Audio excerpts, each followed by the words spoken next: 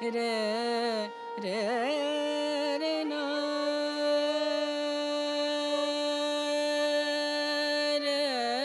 to everyone. I am Ayush, representing Voices from the Periphery, and it's both a profound privilege and an honor to welcome you all to this heartfelt lecture to Rachel Carson's The Seed, Some Thoughts on Climate Change. This occasion holds particular significance as we are joined by one of the most distinguished voices of this field, Professor Susan Visvanathan. Susan Visvanathan is a distinguished Indian sociologist, social anthropologist, and fiction writer whose work has left a profound impact on the fields of sociology, of religion, cultural history, and literary decade. With an academic career spanning over 4 decades, she has been widely acknowledged for her rigorous scholarship, interdisciplinary depth, and literary fences. She earned her MA from JNU and completed her M.Phil and Ph.D. at the Delhi School of Economics under the supervision of renowned sociologist Veena. Her early teaching years were spent at Hindu College, University of Delhi, and where she served as the head of the Department of Sociology. And then she joined Jawaharlal Nehru University, where she taught courses on the sociology of religion, classical social theory, historical anthropology, and gender studies. She served as the chairperson of the Center of the Study of Social System between 2010 and 2012, and then retired from JNU in March 2022. Professor Viswanathan's academic journey has been complemented by prestigious fellowships and visiting positions, including being an honorary fellow at the Indian Institute of Advanced Study, Shimla, a fellow at the Nehru Memorial Museum and Library, and the Charles Walls Fellow in Social Anthropology at Queen's University, Belfast. She was also a visiting professor at institutions such as Maison des Sciences de Paris and Paris 13 University, and a Research Excellence Fellow at the Central European University in Budapest. Her scholarly works are seminal, most probably Christians of Kerala, History, Belief and Ritual among the Yakuva, which remains a foundational text in the sociology of religion. Other significant publications include an ethnography of mysticism, friendship, interiority and mysticism, Children of Nature, reading Marx, Weber and Durkheim today, and her more recent essay collection, Wisdom of Community and Work, World on the World. Parallel to her academic pursuit, Viswanathan has crafted a rich body of fiction known for its lyrical prose and philosophical depth. Known for blending research and imagination, her literary writing has been described as, in quote, purposefully anti-autobiographical by literary critic Bruce King. Her intellectual signature lies in her ability to move fluidly between academic discourse and creative writing, making her unique and powerful voice in Indian scholarly and literary life. Through her explorations of mysticism, community, memory, and spiritual practice, Susan Visvanathan continues to inspire generations of students, scholars, and readers like us. Up to you, ma'am. Thank you so much, Ayush, Pallab, and you have been very, very kind and hospitable, putting me at ease. So I will begin the reading of the paper, and I hope that we can have a discussion after that. The subtitle of the paper is The Anthropomorphic Verve of Rachel Carson. Rachel Carson, Lorraine Isley, and Octavia Paz were keenly interested in the environment. As a result, they were popular writers wishing to use their skill to reach out to the despairing space of 20th century ennui. What could be more terrible than the anticipation of the First and Second World Wars, except the coming of the Third World War? While death stalked the world, these three writers believed that it was important to let the world know how ancient the evolutionary past of the Earth was. Humans had relatively a shorter history, and like guests on the Earth who cannibalize everything, the age of the Anthropocene was speedy in evolving. One of the interesting problems of geological time is that it encompasses 200,000 years of mammalian history of which human beings are a part. Therefore, our hope for understanding the time dimension of human history is inextricably tied up with migration histories. Many of the models in sociology and anthropology are tied up with the time dimension of development. This essay looks at the methodological dimensions of static time in ethnography, where cauterizing of peasant and tribal societies is linked to the linear notion of development in an industrial milieu. The best exponent of this in the early 20th century was Robert Ezra Park, who believed that the city had to be understood in terms of its ecological components, that the city mimicked nature in terms of the analogies of encroachment as well as order and symmetry. It was a natural home for mankind, natural in inverted commas. Rachel Carson's The Sea set up a vast canvas. She looks at evolutionary theory and anthropology and us as scholars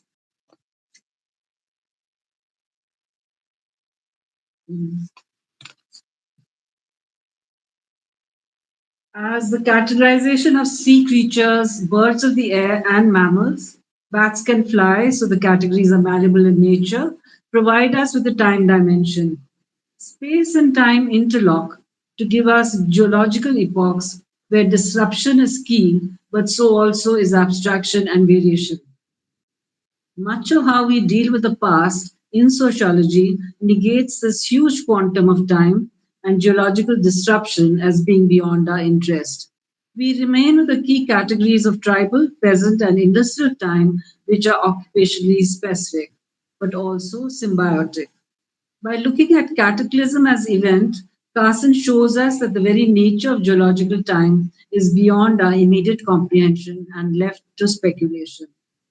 As the ocean is dredged, it provides us a glimpse of its depths, and the cycle of being rests on being eaten or escaping, or in turn eating lesser beings, whether plankton or mammal. In this sense, Carson creates a homology between the biography of fish, stories of birth, survival, and death, and that of humans. Here, the school of fish provides a matrix of sociability and thus received practices, but on their own, they must escape the angler or the octopus. There is a certain nonchalant acceptance of time as neutral to the existence of humans. Events such as geological and geomorphological structures can be read, but there is also arbitrariness to the existence of the universe. This arbitrariness is actually well worked out in Isley's book, The Firmament of Time.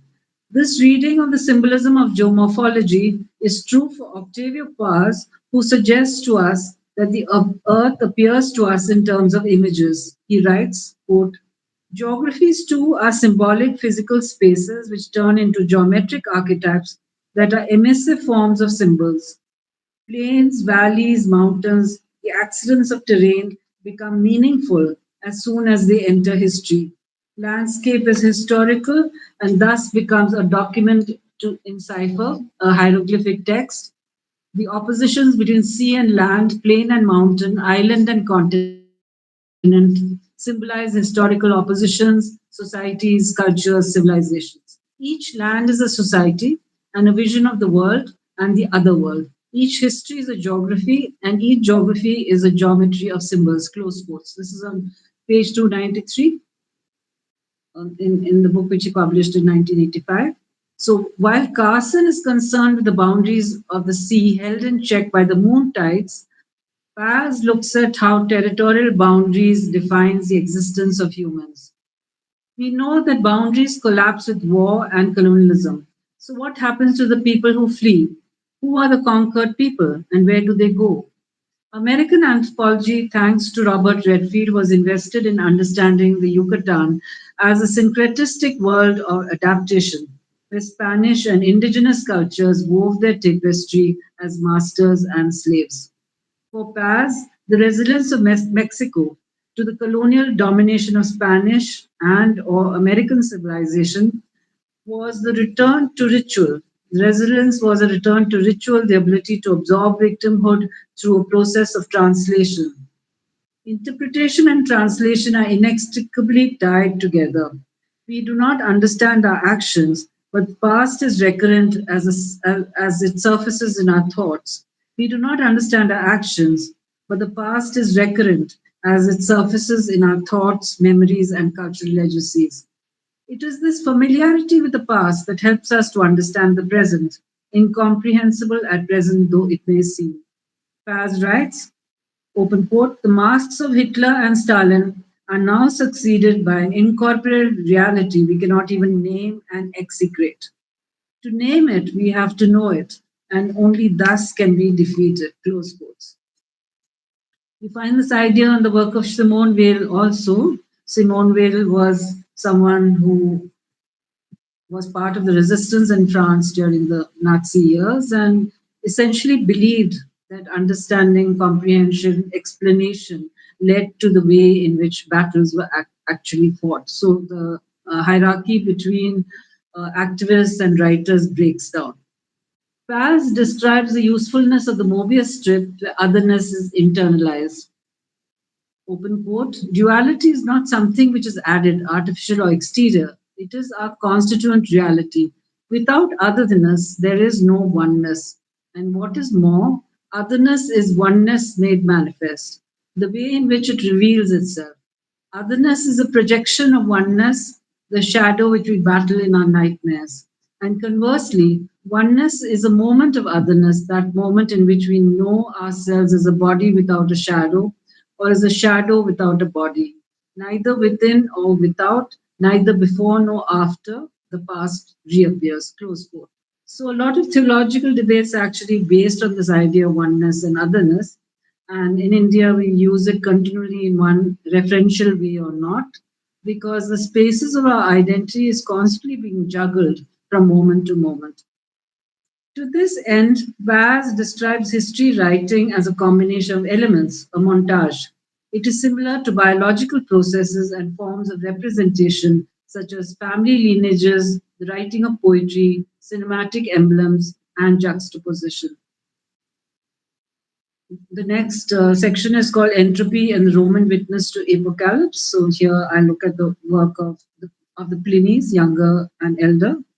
Pliny the Elder, historian, naturalist, and military commander, had left evidence of the harrowing days after the eruption of Mount Vesuvius. As Rome's naval commander, he was stationed at Mycenium, 50 kilometers from Pompeii. When his sister Marcella pointed out the cloud of smoke spiraling in the shape of the top of a pine tree, it was a mushroom cloud, into the sky, he wished to sail closer to the site for scientific purposes of validation and description. He had, therefore, being summoned by his sister, enjoyed. He had before this happened. He had been summoned by his sister, enjoyed the sun in the garden, had a cold bath and a light lunch, and had gone back to his books. Marcella's son, Pliny the Younger, who was about 17 years old, was absorbed in a book. So he did not accompany his mother's brother, who was around 56 years old at that time and a very powerful representative of the Roman Empire. The volcanic eruption took place in 79 AD.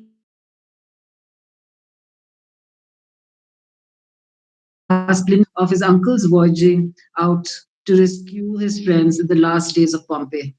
These letters are reproduced in the website pompeii.org UK, which has an archaeologist and tourist guide as administrators. As cultural theorists, our data comes from everywhere. The enormous detail that Pliny the Younger brings to these two letters is evidence of the relation between the oral and the literate. The relation between volcanic eruption and the tsunami that followed are graphically described. Stones, ash, smoke, pumice rubble, and terror all bestow themselves on the survivors and the dead. In the case of Pliny the Elder, he had rescued his friend Rectina and her family, who had asked for his help. But at Stabiae, where he went to rescue his friend Pomponianus, they were besieged by misfortune. Pliny himself had behaved very normally to comfort his friend. All his actions were without panic or anxiety, and his nephew reports that being a corpulent man with difficulty in breathing, his soldiers could hear his quote, heavy and sonorous breathing. He snored when he slept. However, they had to wake him up, and they left with pillows tied to their heads, their only protection against the falling rocks which were being hurled from the top of the mountain. When they reached the sea, they saw that the sea was very violent and that they could not get away by boat. Then Pliny the Elder died because he was suffocated by the toxic fumes that surrounded them, and in death he looked like he was asleep and he had no injuries on him. In a second letter written 25 years after the cataclysmic event, Pliny the Younger describes the sea, open quote. The sea seemed to roll back upon itself and to be driven from the banks by the convulsive motion of the earth. It is certain at least the shore was considerably enlarged and several sea animals were left upon it. Close quote. This act of witnessing and the ability to reflect upon the moment of grievous danger in such a way that Pliny the Younger can communicate the presence of mind of his uncle and reflects his own ability to record what he had heard in the intensity of voice travels through the century. Let me repeat the sentence. This act of witnessing and the ability to reflect upon the moment of gravest danger in such a way that Pliny the Younger can communicate the presence of mind of his uncle, and it reflects his own ability to record what he had heard in the intensity of voice from those who were witnesses then. It travels through the centuries. This is what witnessing is about, the self awareness that makes the literator experience the moment in an interrelated way, so that autobiographically speaking, he, she, we now use the term they, cannot separate himself or herself from the environment that he, she, or they write about. As the keeper of Pliny the Elder's monumental work, Historia Naturalis, which survived till the 16th century and beyond, though the rest of his other work did not, we see that the ordinary task of documentation and dissemination are a legacy which Pliny the Younger saw as his primary obligation to a much loved uncle. Of course, in this history writing and record keeping, the distinctions between myth, legend, and history were hard to distinguish, and I might add fiction. Pliny the Elder had been to India in 77 Common Era, and this formalizes our understanding of the monsoon winds which brought which brought ships to India from Rome in search of spices, ivory, nard, a perfumed ointment, linen, and corals and pearls. Pliny the Elder prefaces his naturalist Historia with a plea to his patron, the Emperor Tacitus, to endorse his work. Yet he knows that he must put his case before his patron in a way by which the latter will be intrigued. Open quotes. Emperor, why do you read these things? They are written only for the common people, for farmers or mechanics, or for those who have nothing else to do. Why do you trouble yourself with them? Indeed, when I undertook this work, I did not expect that you would sit in judgment upon me. Close quotes. And this is from Perseus Tufts Digital Library. Close quote. Further, he exhorts his readers, open quotes, most of us seek for nothing but amusement to our studies, while others are most of us seek for nothing but amusement in our studies, while others are fond of subjects that are of excessive subtlety and completely involved in obscurity. My object is to treat all those things which the Greeks include in encyclopedia, which, however, are either not generally known or are rendered dubious from our ingenious conceits. And there are other matters which many writers have given so much in detail that we quite loathe them. It is indeed no easy task to give novelty to what is old and authority to what is new, brightness to what is tarnished, and light to what is obscure, to render what is slighted acceptable, and what is doubtful worthy of our confidences, to give to all a natural manner, to each its peculiar nature. It is sufficiently honorable and glorious to have been willing even to make the attempt, although it should prove unsuccessful. And indeed, I am of the opinion that the strides of these, of, I'm of the opinion that the strides of those are more especially worthy of our regard who, after having overcome difficulties, prefer the useful office of assisting others to the mere gratification of giving pleasure. And this is what I have already done in some of my former works. Close quotes. The pleasure of knowledge and its dissemination kept this commander of the Roman navy busy at night, and during the day he carried out his official duties to the empire, delegating and taking decisions.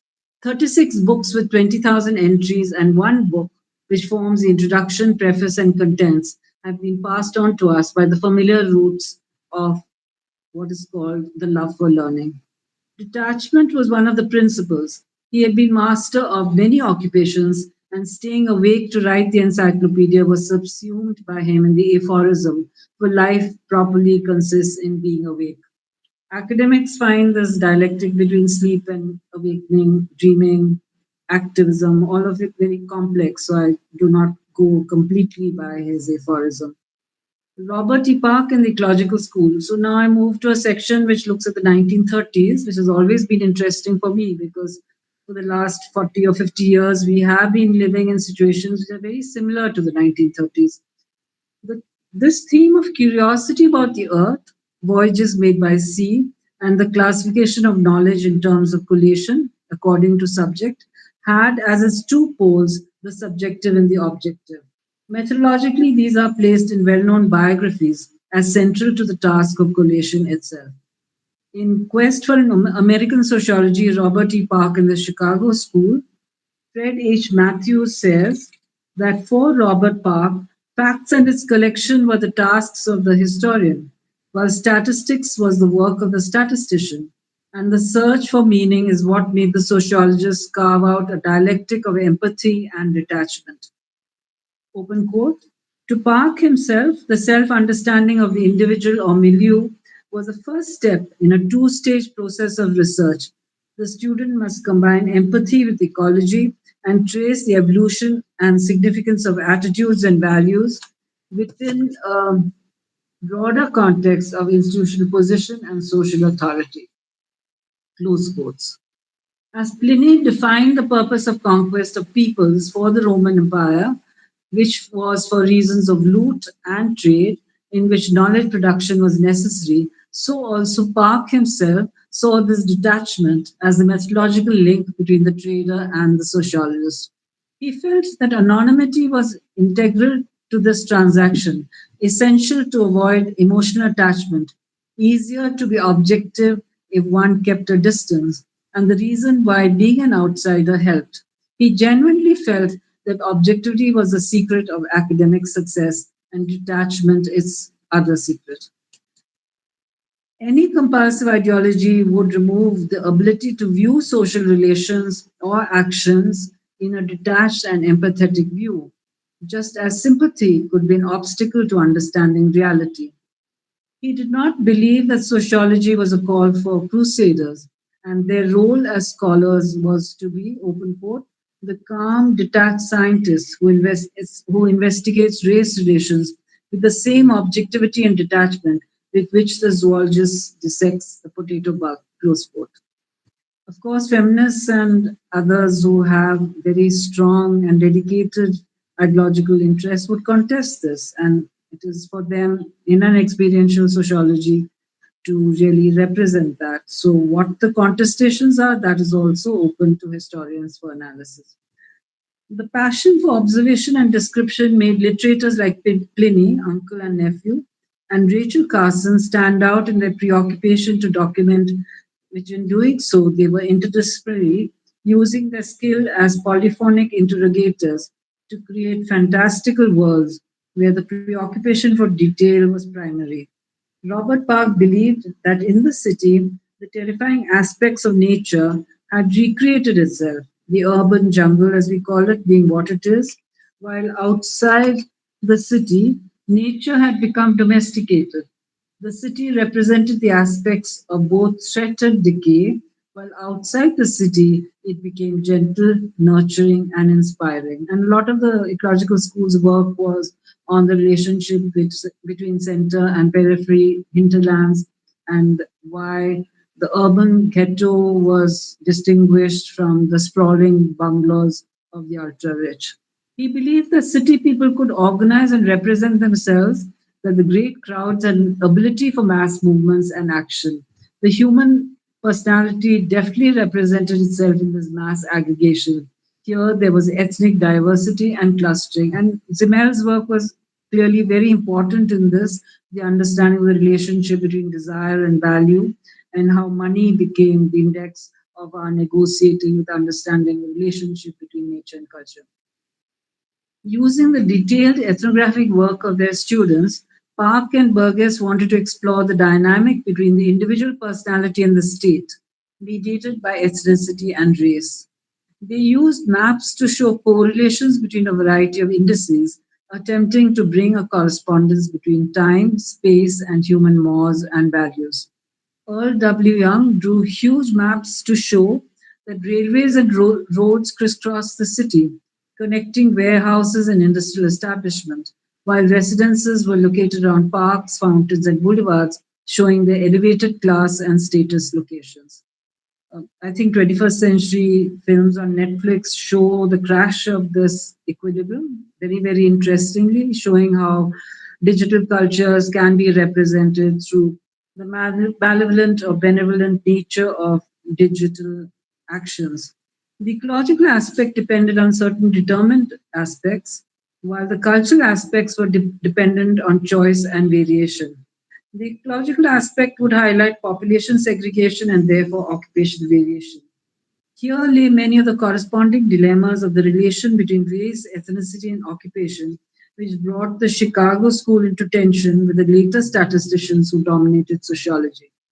Yet the insights of the ecological school were varied and centered around the place of the individual and the cultural stereotype, both being fragmented by the methods of generalization in philosophy and archetypalization in social psychology. So many of the problems that anthropologists have faced in contemporary sociology, because boundaries are very osmotic, is that there's a whole troop, a battalion of sociologists who believe that the village is dead.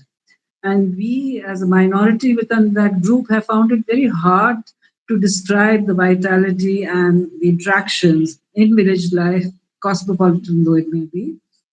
And it was only after COVID, when 90% of the population walked back to family farms, that our arguments could be validated.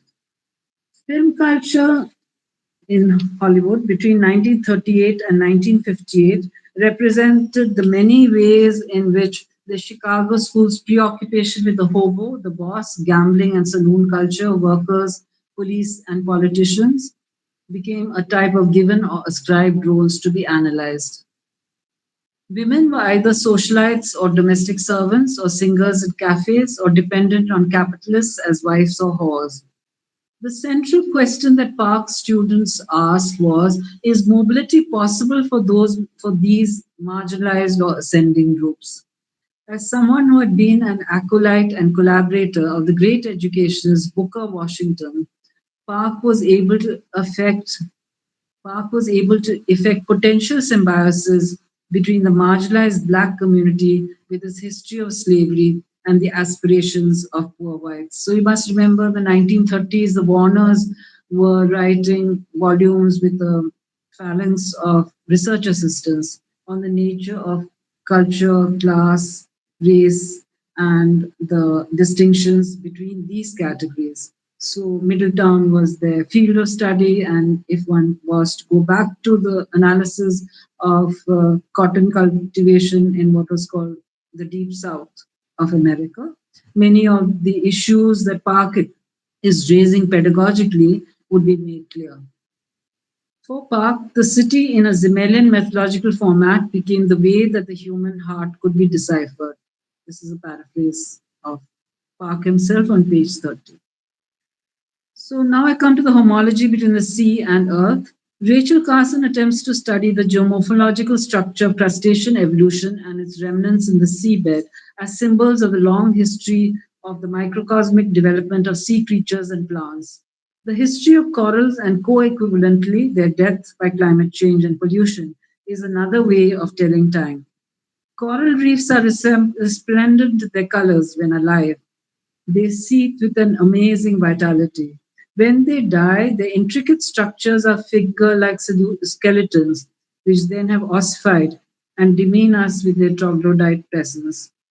As humans, the wonder of the visuality of natural splendor becomes part of the ancient world. We are frightened by its death and the skeletal remains. Human beings then decide that they must leave the planet. Carson's words describing the intricate relationship between infinitely tiny sea creatures and their continuously transforming environment. The sea washes them into inlets and then drives them back with the tides and their notion of time.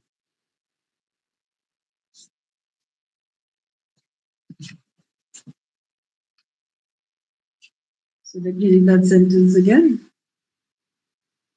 Carson's words describing the intricate relationship between infinitely tiny sea creatures and their continuously transforming environment, for the sea washes them into inlets and then drives them back with the tides, and their notion of time, sustenance, neighborhood, and procreation are all instinctively defined in terms of what they must do.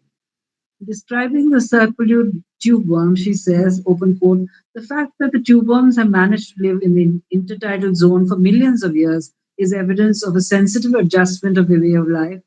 On the one hand, to conditions in the surrounding world of the rock beads, on the other, to vast tidal rhythms linked to the movements of Earth, Moon, and Sun. Close quotes. The idea of adjustment is central to evolutionary expansion and devolution. It is this perhaps that makes us understand her work in terms of implicit homologies between fish and humans, though we might as well consider the homology between fruit flies and us. By presuming that the code of similarity is not the same as identification, similarity is not the same as identification, or static notions of totemic identity, we can move to learning from the animal or plant world. This abstract notion of the oneness of the life force, always reduced to symmetry in the concept of the one, is useful only for advancing our experience of the design of the universe. Experientially, we only see multiplicity and endless grandeur and mutation, and that too is significant. We cannot count on fate or Moira, as the Greeks called it, when in the Anthropocene we name our culpability and delineate our future responsibility. The meteors still glance past planet Earth, and our destiny is writ in this firmament of time, as Loren Eiseley called it. There were so many disasters in the 19th century, including the eruption of Krakatoa, that the Kantian immutable laws of physics became an anomaly. Yet, since ideological fetters are hard to drop, the organic metaphor for sociologists still remained within the frame of slow evolutionary principles. How long, for instance, did it take inverted commas to drop the tail, close quotes, to go on to building cities? Homologies are satisfying because we see in the instinctive response of termites, bees, and ants very similar responses to calamity. They must run and hide, or they must die. So the myth of Antaeus who loses his power when he is removed from the power of Mother Earth is a very telling myth. How will we behave if we are separated from Earth when gravity is all that we have known? The coexistence of time in the relational sense is about memory and instinct. The past conveys itself to us in our extraordinary dream life, our archetypes, and our involuntary behavior in crisis. It is then we recognize a kinship with the ecological dilemma that knits the sea and shore like the fish who are suddenly uplifted by the tides, floating in extended marshes, and then without their volitions, the tides throw them into the sea. They are dazzled by their fate, not knowing of the presence of the seabirds that waited for them at the edge of the shore. So many thousands of these migrants never made it what past what Carson called the portals of the sea. She describes their habitations with reference not just to time and seasons, but in relationship to levels of access to light. Predators lurk at every turn, and whether she gives them names, species identity markers, or refers to them as schools, she's engaging us to see how life in the sea, however tiny or massive, is characteristically unique. With her, through dramatic prose compositions, we begin to see the translucent nature of eels, their coming of age, and their demise, both consequentially as life cycle moments, but also of interlocked moments of concomitant variations, as with old eels and newly spawned ones. So, in sociology, we use the idea of concomitant variations to actually establish the primacy of comparative sociology, comparative analysis, because we often understand reality in terms of this concept of similarity and process will change. Open quotes. As time approached for them, so Carson's support from Carson's, as the time approached for them to lose the leaf-like form of the larva and become rounded and sinuous like their parents, the impulse to seek fresher, shallowing waters grew. Now they found the latent power of unused muscles and against the urging of the wind and current, they moved shoreward.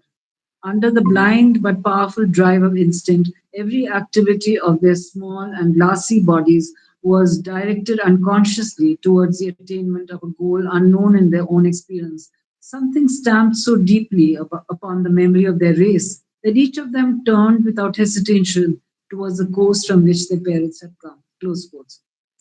So this quotation is towards the end of the book. It is on page 361 to 362.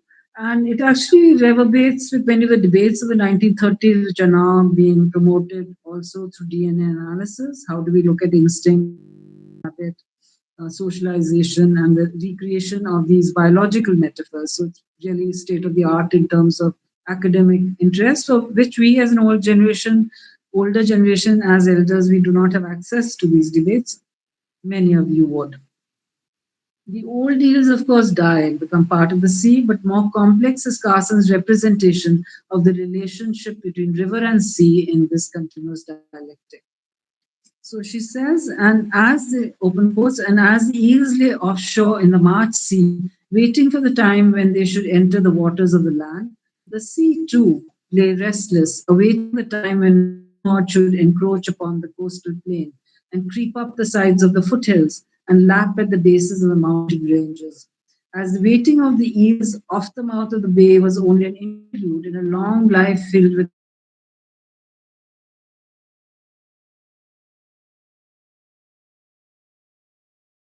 uncertainty, uncertainty of destination, once more, the mountains would be worn away by the endless erosion of water and carried in silk to the sea. And once more, all the coast would be water again, and the places of the cities and towns would belong to the sea. Close quote. How does one study the changing landscape that comes about with floods and the calamities of war? Robert Park had a hard time decoding the pleasures of philosophy to his post war students who didn't want to deal with words but preferred maps and indexes, ushering the next phase of hyper objective sociological analysis. This is what Matthews writes, and it's on page 128. Why do people live in areas which are known to be dangerous? The stockyards and factories had been replaced with the face of the gangster, the friendly shark who opened his mouth and let the fish enter his belly. Chicago was dangerous, and films and ethnography tried to bring it into the view of the hapless resident. I must admit that I watched about 25 films of that period last year while I was writing this paper. It took me a year to write it. And those films from the 1930s, which were in black and white, they became a very interesting source of data. So, born on the wrong side of the tracks meant that one could not enter the elite institutions or be part of the upper echelons of the hierarchy. Yet Chicago had energy. Floyd Dell, writing of Robert Herrick's fiction,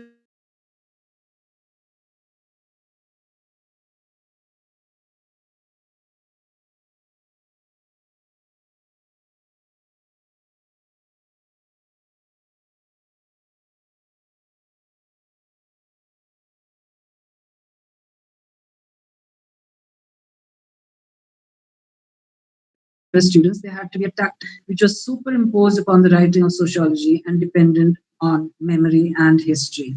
Park and Burgess quote from Wendelband, who gave a lecture to the University of Strasbourg in 1894, that the historian tries to, open quote, revive and call up into the present in all its particularities an event in the past.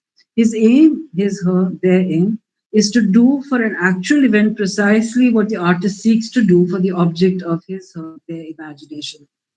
It is just here that we discern the kinship between the historian and the writer of the literature. Close quotes.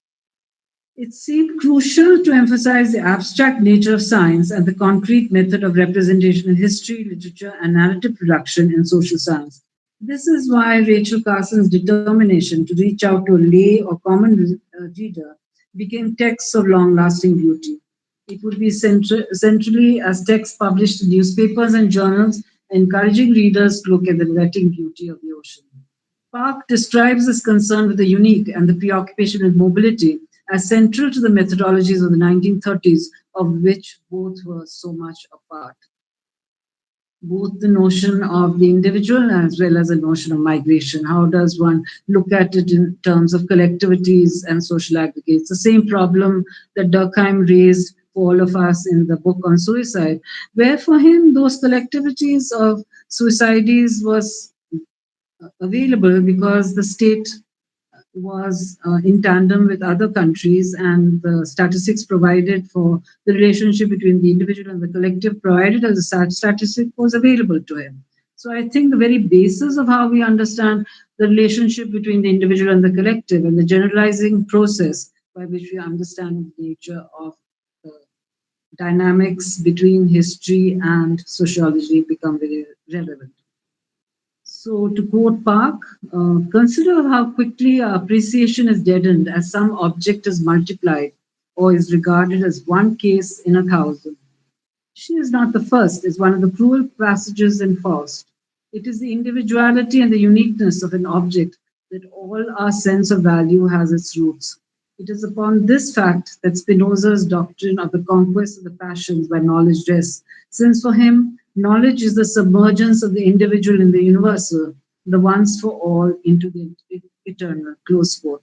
So this book is available, Park and Burgess's work, which is so voluminous, it's available on the net. Some libraries are still online. They do make democratic use of their resources, and we are privileged to be able to use them because we have electricity. The concern is for Park the relationship between criminal, civil, moral law, which is an old Durkheimian preoccupation of the division of labor.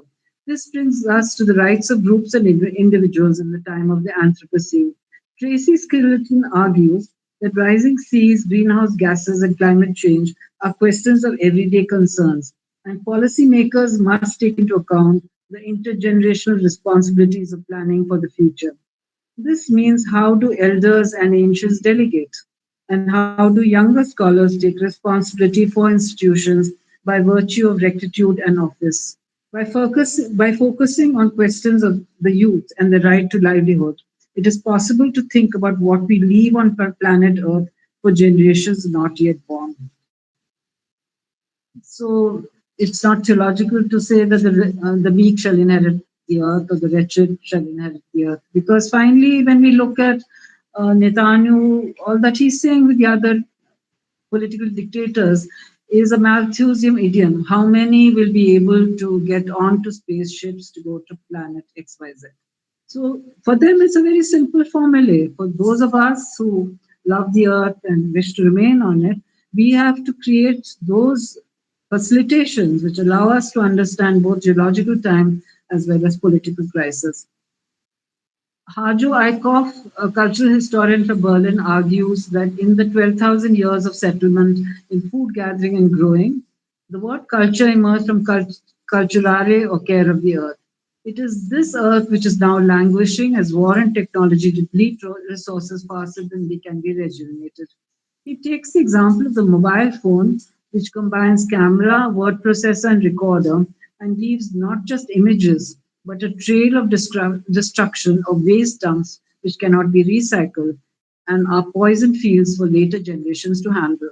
And I may say, aside, that many people are already eating from these black boxes which restaurants provide, that is generated from electronic waste.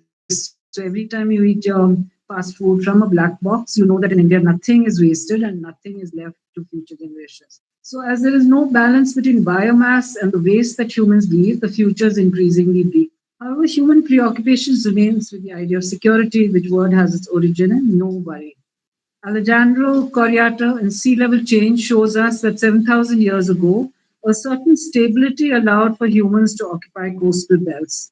Now that global warming has entered a phase which may go on for hundreds of years, leading to oceans rising and heating, the Earth would not be much affected by any maneuver to bring down temperatures. Now, this is very questionable, but it has to be stated that the Earth has its own geological notion of time. Things which happened 7,000 years ago may have an impact now, and this is for specialists to deal with.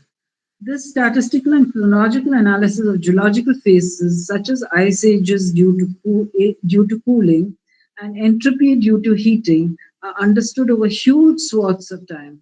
There are two options. One is to move from coastal areas, The other is to build architecturally adaptive structures which keep out the sea, or to buy a boat. And I think you must have seen that film with Nicolas Cage in it, which was made many years ago, which was on what happens when flooding takes place. A very interesting film, and it actually does not resolve the question. It just empirically shows you cinematically what lies in the future. Given the population density of coastal towns and villages, reviving the marshlands or associated rivers and canals is one temporary solution. Let me read that again. Given the population density of coastal towns and villages, reviving the marshlands or associated rivers and canals is one temporary solution.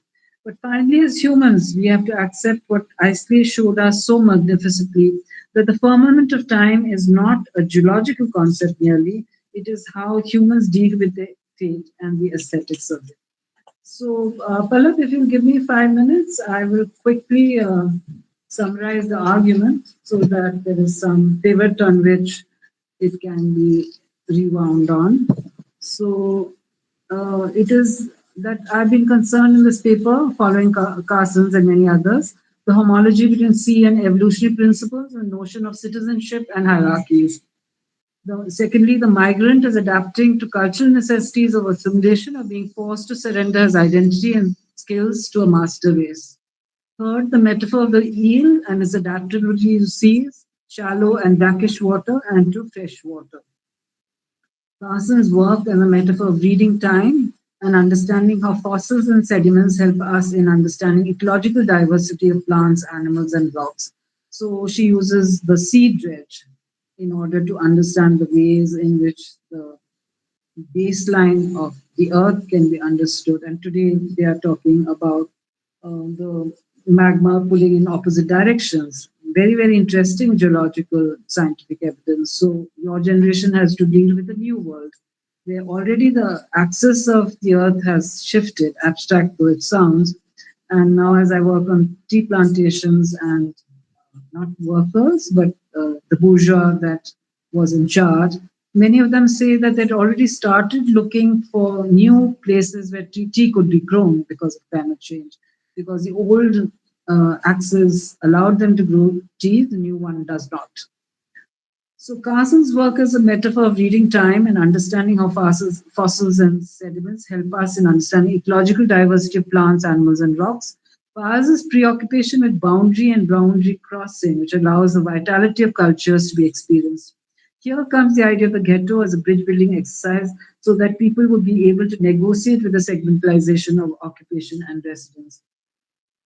Finally, the Chicago School located its theoretical paraphernalia by accepting the ways in which race theory was a strata underlying urban structures, institutions, and forms. Within this, films and movies became documentary evidence for the interlocking of roles and performances, the hobo, the prostitute, the mafia gang, police, and politicians. Carson's The Sea becomes a pivot on which we accept that geological time was a much larger canvas from where time and the tools necessary to understand geological changes in relation to the Earth could be understood. In this respect, Carson, Isley, and Paz, also, of course, Ezra Park and Pliny, understood that the process of life and sustenance could not be hurried or invented. There was an arbitrariness to the idea of social change. As popular writers bringing complex theories home to the university and lay readers, they provided us interesting landscapes of mutual interest. Pliny the Elder and Pliny the Younger were both influential over 2000 years in passing on the traditions of documentation and classification of terrestrial scientific interests as ongoing process. So thank you very much. Thank you, ma'am, for giving wonderful lecture and is very thought provoking. So now I will ask our participants to ask any question if they have, and with ma'am's permission, I will take some questions from our YouTube also. Ma'am, can I take some questions from there? Yes, of course. I'm wondering if I can find a pen. Unfortunately, I didn't. Well, like a lot of old people have a very bad memory, so you can help me by just repeating things if I forget. All right? I didn't bring a pen. I don't have a pen for some reason. So those are the Okay, ma'am. I things will put academic things. Yeah. So I don't know where I kept it, but okay. So we can go ahead. Tell me. Okay, ma'am. So for that reason, I will just read out the questions. Then also I will write in the chat box of the Gmeet. Okay. Okay. That'll help me. Thank you. Yeah. So Arnav Rokit asks a question that how does Rachel Carson's poetic mediation on the sea evoke a moral and emotional responsibility toward nature? And in doing so, how does she redefine the very terms through which we understand ecological belonging and climate anxiety? And I just typed the question ma'am, in the chat box. Yeah. So can I see it again? Yes, ma'am. Can I see? Can I see the question? Yes, ma'am. Just open the chat box of Google Meet. Then you will see.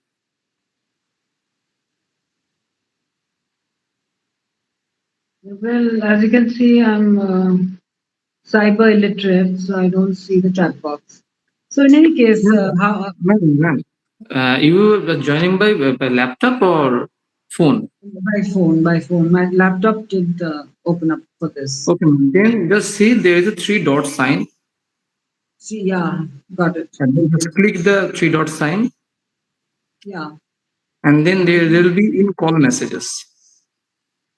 Just click that. yeah, I see it now. Thank you so much. Yeah, that. How does Rachel Carson's particular say for a model motions?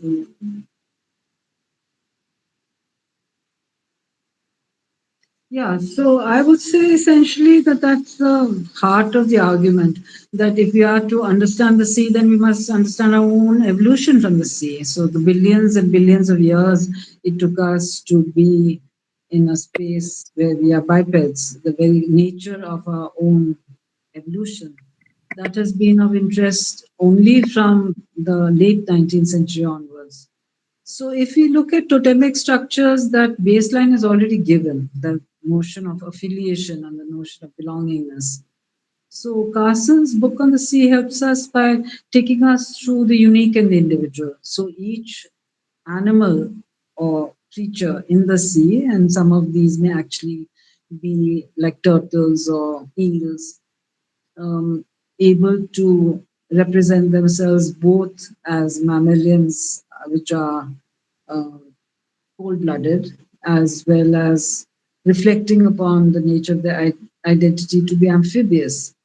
So these debates bring us back to the questions of what are narratives, how do we understand stories, how do we understand myths of origin, how can we relocate the questions of our dreams and our psychic life, how can we define the very basis of our identity. So I think it's a very valuable book for that reason, not often known or read. I think Carson's work on the sea defines the very questions of this uh, osmosis between the two worlds. Her book is a literary artifact, and the biological sense of recognition that we feel when reading that book, because the very vocabulary of metaphors is based in terms of the questions that we raise about evolution itself. How do we think of evolution? For us, it's a hypothetical problem. Sociologists were never interested in race theory. So, in some senses, in India, we made it very clear that race was a problematic concept for sociology. And yes, there were some debates about race and caste, but generally, people did not see race as something which was to be analyzed or subsumed within sociological debates. But in the last 25 years, from the Northeast has come a very urgent call that they should be represented as I know. And that has led to a new generation of scholars who want to deal with race as a significant problem in itself. So I think many of the questions of what is the connection between survival and how do we look at survival rather than extinction, all that is left is now chance. There is no logic, there's no grammar, there's no cross cutting. universality of being. Everything has been defined in terms of each individual having as much chance as the other to survive. COVID taught us something, and nobody blamed the Chinese. I mean, finally, that was the interesting part of COVID reflections because the Canadians were involved. There was a war laboratory, there were migrants at work. It is the same with the nuclear bomb. So, whether it's Pakistan, Iran, the many questions that are raised is where does this notion of life come from? And at the moment, we are facing not individual death, but universal death. So that is something that Carson's is trying to really work with. That Earth existed before we came onto it, and Earth will continue to exist after we leave, in whatever way we live. So the fortunes of the Earth are for her something else, and therefore time, as historians or as sociologists, needs to look both in terms of this sensibility to the fact that we have salt in our bodies, we have blood, we have water, and the sea resounds itself in us in terms of how we look at 70% of the earth being constituted by sea. Now they're saying a sea will arise which will split Africa. So they are saying that underground seas are now developing. Underground seas will thrust forward. So everywhere we look, we see apocalypse, and we realize these 200,000 years is really a minuscule time. So each one of us is now existential by practice because we don't know what the next day will bring. We don't know what the future will bring. But for young people not to have a sense of the future, I think that would be really horrific. There has to be the notion of a future which they themselves represent through their work, through their ideas. How else can you bring up small children if you do not have a sense of the future? How else can you provide for those who are born, let's say, even 10 years before COVID or 10 years after COVID? How can you provide them a sense of resilience? So, COVID was a great game changer, and we continue to coexist with it in our DNA because, whether young or old, the thing manifests. It, and we cannot, in my opinion, my personal opinion, 87,000 Dutch doctors are saying the same thing. We cannot keep taking vaccination, which will then rewrite our own DNA history every time there's a new DNA manifest, a new COVID manifestation.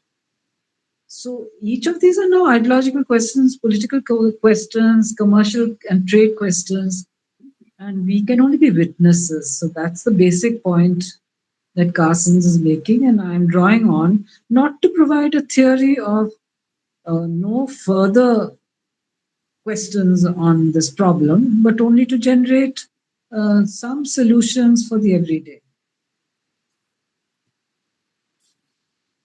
Thank you, ma'am.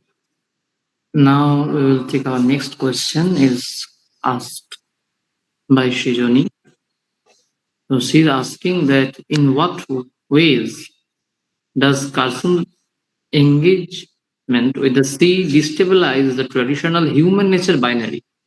And how does this disturbance compel us to confront the arrogance of anthropocentrism in the age of irreversible ecological disruption? And I'm just send you the question chat box.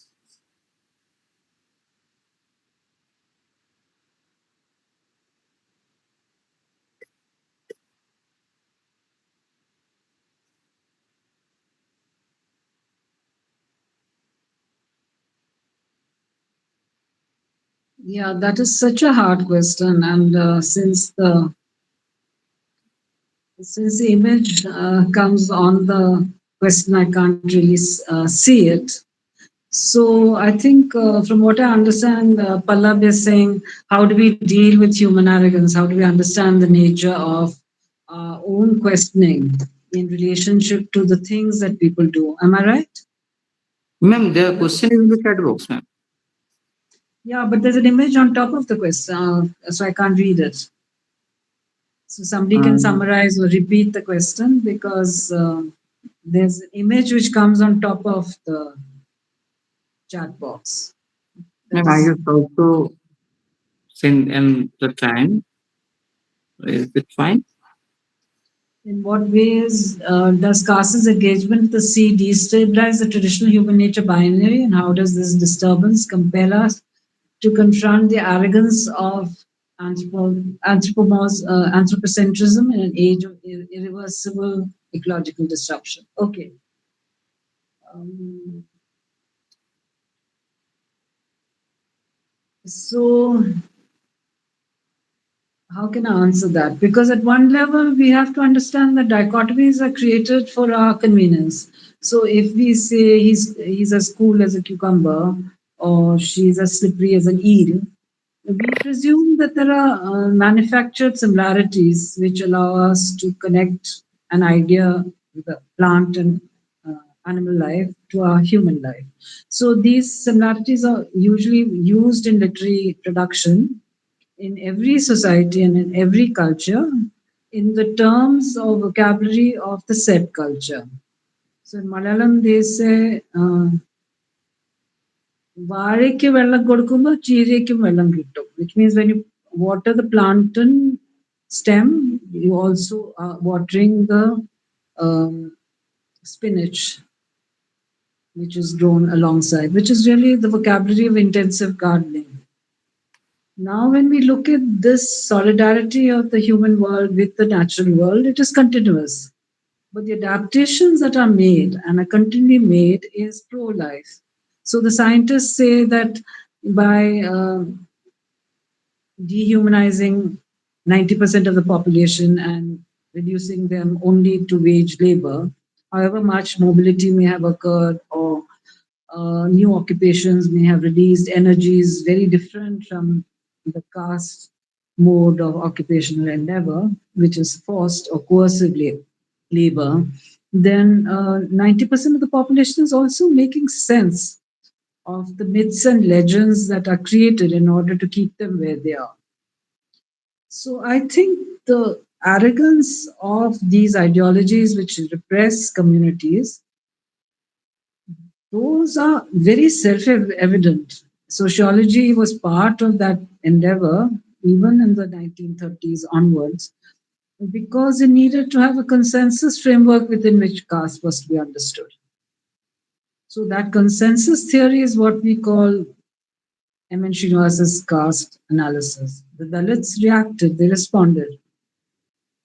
And within the literati, whether Dalit or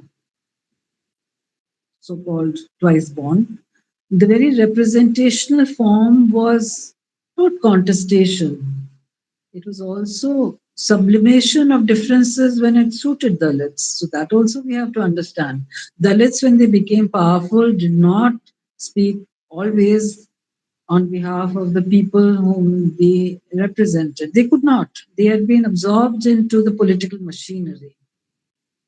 So there are no answers to this question because I mean, I'm glad Pallab has raised it because we are dealing with it on an everyday basis.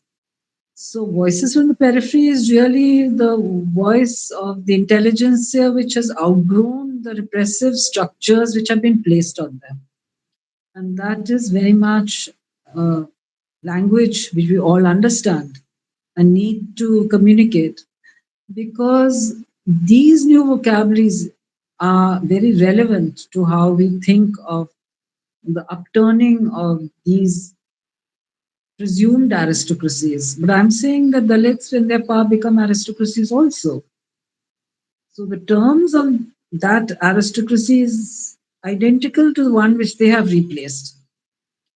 So at each level, we need that self introspection. Women have felt it all their lives. So now, the last maybe 80 years, women have been able to manifest their power, representing themselves not as a hidden majority. Demographically, they're a majority, but always represented as a minority. But the very nature of how we think of the feminist preoccupation that men are also part of the movement. Men are also supportive to the movement. They must be, they have to be. So the very nature of that language, where there is possibly a threat that men may take over the debates once they're included in the feminist range of debates and issues, There is that danger. But third gender is even more stifled. So I think for your generation of social scientists, you are working within industry frameworks, you're seeing the concepts constantly change, and yet you're seeing that there are stakeholders, and those stakeholders will silence the emerging debates because it's not convenient. So even we in so-called upper class or upper middle class, upper caste or so-called upper caste, because even religions have caste and categories and hierarchies, we experience the ways in which there is the transformation of identity by the very nature of the reproduction of patriarchal categories, because women will reproduce the categories of those who are in power. And how then to be able to negotiate past those categories, nothing to do with age, nothing to do with financial status, nothing to do with the privileges of status, nothing to do with that. So we're returning to the ways in which men and women and third gender can very well be spokespersons for either or these communities that we have described. So our job as sociologists is not to preach or to prescribe. We cannot do that because for us, the very nature of these categorizations are open for debate, discussion, and transformation. And we are trained not to take sides. And yet we communicate that through documentation, it is very visible. It's not about taking sides necessarily. We may be implicated in one class, but our descriptions may show you very logically what is actually happening within that class. And yet we must keep our friends on both sides of the ladder because without that we cannot collect our data. So you can imagine how hard the task of sociology and writing history in present circumstances are because things can be deleted, obliterated. They need not exist because nobody speaks of them. So these are all forms of documentation which we continue to do, knowing that our lives, our jobs, our children, so on, everything that we know as familiar, all are at risk. And yet there is a platform that is given to us as social scientists because the state needs us. Even if it suppresses us, it must have data, it must know, it must be able to communicate the next policy till it is usurped by another political party with greater interest and greater manifestation. So, for us as social scientists, we have to stay in the game. And it's not about being liberal, not about camouflage, not about hypocrisy, not about two sidedness. What we are is what we are.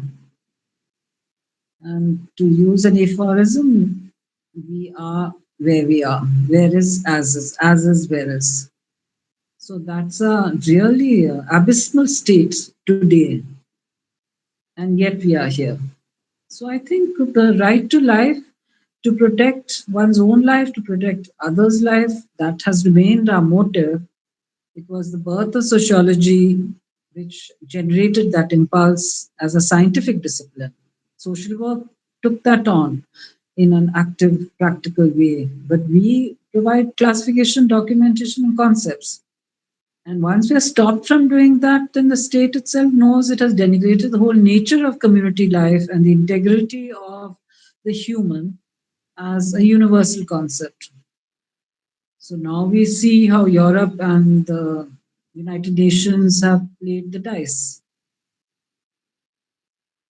So for me, it seems that we were never very different from the Germans who were quiet, passive, and accepting. How are we different? Because we also are not able to speak. We are not able to say, this is wrong, this is right. We have all become implicated in the horrors of the world as we see it. And every nation, every state has its attitude to pacifists. So each one who speaks can be put into jail for the reasons that words and images and the kind of literature we produce creates fear, a psychology of abysmal fear in those who are dealing with us. And we have to accept it. So each makes a decision relevant to their particular location. That's what Durkheim says. I mean, I think moral education, one of his primary pedagogical texts, it argues that. It says that the very ways by which we understand the neighborhood, the individual, the school, the state, all of these have to be taken into account. And what is a crime is stated by society at the present at the very moment that something which was not a crime becomes a crime. So these are all very dramatic questions. So it is an abyss personally, intellectually, individually, for everybody, for all humans. Because they can see, they can hear, they can understand, but their sense of judgment is under pressure. Thank you, ma'am. We have so many questions left, but we will take one last question from the time concern. It's asked by Raki Mundu. It's already in the chat box. I'm also reading the question for you, ma'am. And if you have some problem, then you can also see in the chat box. Raki Mondol is asking the question that by foregrounding the rhythms, silences, and elemental intelligence of the sea, how does Carson invite us to question not just what we know about climate change, but how we have come to know it, and at what cost to humility, wonder, and ethical restraint?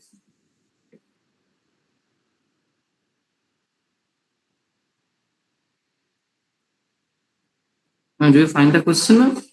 Yeah, all your questions are so difficult. So this one is even harder. So each one of you have asked me questions which will leave me thinking for a long time. So I think that we can only come to Raki's question through the problem of aesthetics. So we are always in a space where we don't know what the next moment will bring. You saw that. You saw that last week. So, or was it this week? So the very terror of the world we live in, the sea of doubt that we're always in, and no horizon in sight. Poets sometimes raise this. And then it is as the poet has spoken on behalf of everyone. So, in all your languages, you have the elemental wisdom of the poets because poetry never lies, in my opinion. It's a personal opinion. Fiction is about, yeah, we're constantly setting up a parastructure of lying, and that is necessary in order to come to the truth. So I don't hierarchize them. I feel that in poetry, the very language of abstraction is such that whatever is in the subconscious manifests itself. Whereas in fiction, there is enough time to negotiate, to divulge, to create parallel structures which contradict. But in poetry, the essence of meaning itself is so vivid and sometimes so violent that we recognize it as an echo of the human psyche itself. So I would say that it's not about truth or falsity, it's about the ways in which we allow ourselves that dream time of the aesthetic. It could be painting, dance, drama, films, anything. Even as she shows us, writing ecologically about what was seen as pure science provided us an access of immediate concern. So, my answer is that each one of you will write because that is your vocation. It's not what you're asked to do or called to do, it's what you do. That's the only real time that exists for you. So, whatever the fears that you have, these are translated through the questions that you ask. And to me, fear is something which is palpable. As someone who suffers from multiple sclerosis, MS, I have always lived in fear, but I have been supported by family and friends in such a way that I don't really experience fear as an ongoing condition. I in a situation where if the worst could have happened has happened and now I'm on the other side and I'm still here. So that gives me courage. So I'm saying that however protected each one of us is, we have to live in this world. We are of it, in it, and whatever will happen, will happen. So we face it with equanimity, and that is what the mode of transaction is. to live in the world, to be of it, to accept it, to understand, and to be able to take decisions which are relevant to the autonomy that you desire. Whether one has, whether I have the courage to do that, that's left to time and chance and fate. So I do look forward to tomorrow, and I believe it exists. I don't know if it will happen, but yes, I've always believed it will be tomorrow. So I'm very, very pleased in the morning when I wake up and very pleased at night when I go to sleep, because finally these two things, they mark our existence. And sociologically, that can be located in terms of new concepts of time, new concepts of awareness, association, identity. But all of these have to be reworked back into the language that allows you to get your dissertation, right? So you can't break the rules of writing dissertations because the gates will shut. So don't even attempt to do that. That is why there is this boundary, and the nature of boundary crossing has to be made clear. It has to be specified, it has to be exact. So, feminist sociology was never acceptable or relevant, still is not. But we do write it, and then when we do, the gatekeepers say, but this is not sociology. So you have to make your decisions very rationally. You have to be able to see that the tide is changing and the times are accessible to your way of thinking, whatever this may be. But no point losing the chance to get your degree, because that allows you to move to a new world, new space, and everything changes when you get your degree. Everything changes. And when you publish, that is even an even more enjoyable space. So I would say, yeah, the future exists. We don't know what that future is, but it exists. And that is a concept of time, relativity, and all the notions that we have, which we're working with in our own minds in a fantastic way by using the net, by learning, by relearning, by understanding and comprehending the many images that are made available to us very freely. So between past, present, and future, now there is a dialectic which is even less known than it was previously. But to get a degree, you have to follow the rules set down by your university. All right. Thank you, ma'am. So for this, I will end this session because it's already 1 hour done. Thank you, ma'am, for joining us and giving us for the wonderful lecture. We wish your two books will only. Thank you, ma'am, for joining us today and once again. Thank you for the privilege. I hope to see you in person. Bye bye.